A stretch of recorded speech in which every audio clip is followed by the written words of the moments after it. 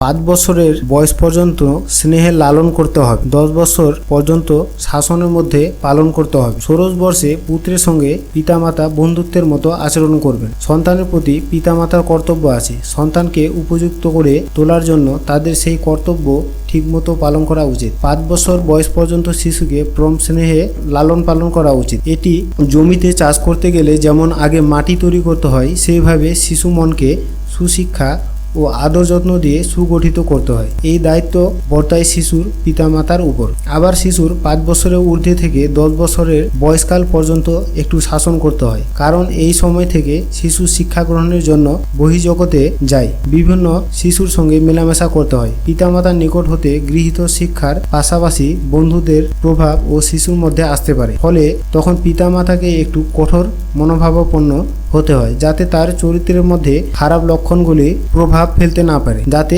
সুবিচার বুদ্ধি দ্বারা শিশুর মনের বিকাশ ঘটতে পারে। তার জন্য পিতামাতার সজাগ দৃষ্টি থাকা উচিত। আবার যখন সন্তান 10 বছরের গণ্ডি ছড়িয়ে ঊর্ধ্ব বয়স ক্রমের দিকে অগ্রসর হয়, তখন পিতামাতার উচিত পুত্রের সঙ্গে বন্ধুত্ব আচরণ করা, যাতে সন্তান নিজের দায়িত্ব কর্তব্য সম্পর্কে ধীরে ধীরে মনোসংযোগ করতে পারে, ভক্তিবৎসল হতে পারে। তা দেখা কর্তব্য, কারণ এবার থেকে তাদের সন্তান সমাজের বৃহত্তর ক্ষেত্রের দিকে এগিয়ে যাবে, যাতে সেক্ষেত্রে ধনী দরিদ্র আপন পর উচ্চ নীচ ভেদ ভুলে সমাজের এক সুনাগরিক হতে পারে। তা দেখা পিতামাতার একান্ত কর্তব্য।